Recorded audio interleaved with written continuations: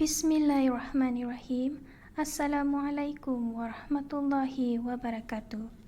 Hai kawan-kawan, hari ini saya akan menceritakan sebuah cerita yang bertajuk Asal-Usul Sungai Siamas yang ditulis oleh Johari Haji Nasir. Pada zaman dahulu, ada seorang nelayan sedang merambat di Sungai Brunei. Nelayan itu membawa bekal beberapa biji ketupat. Setelah penat merambat, dia pun berehat sambil makan bekalannya. Selepas makan, dia membuang kulit ketupat itu ke sungai dengan tidak mempedulikan sisa-sisa nasi yang melekat pada kulit ketupat itu.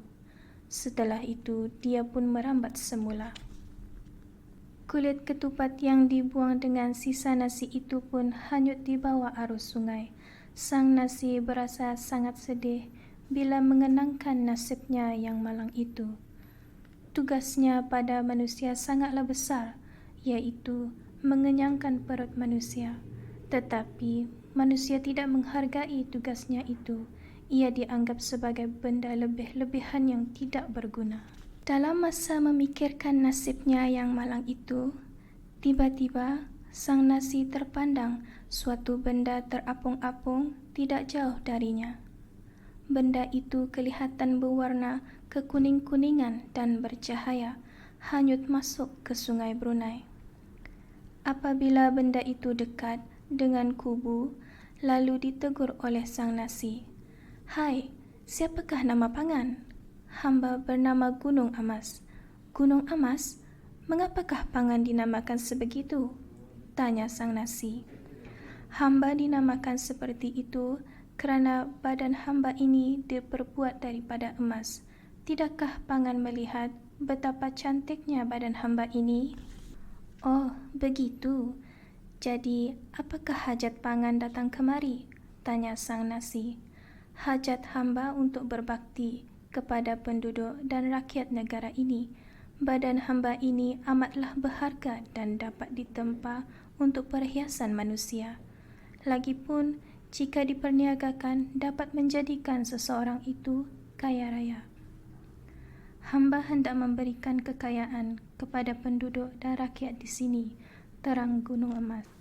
Apabila teringatkan nasibnya yang malang, sang nasi tidak mahu Gunung Emas itu menerima nasib yang sama. Ia pun tertawa terbahak-bahak, sehinggakan Gunung Emas hairan melihat kelakuannya itu. "Mengapakah pangan ketawa?" tanya Gunung Emas. Sang nasi masih lagi ketawa. Setelah reda ketawanya, ia pun menerangkan, Pangan, dengarkan baik-baik. Tahukah pangan akan tugas hamba kepada manusia, terutamanya kepada penduduk dan rakyat di sini? Tugas hamba untuk mengenyangkan perut mereka.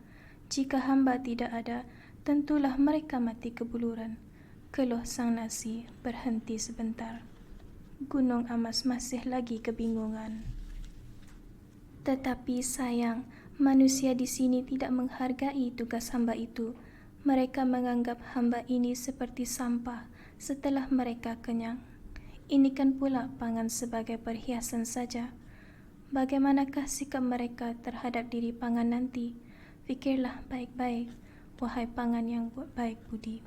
Kalau sudah begitu sikap penduduk dan rakyat di sini, hamba tidak jadi meneruskan hajat hamba ini. Biarlah hamba tenggelam di sini." Lalu tenggelamlah Gunung Amas itu di sana juga. Kononnya tempat itu ialah sebuah sungai.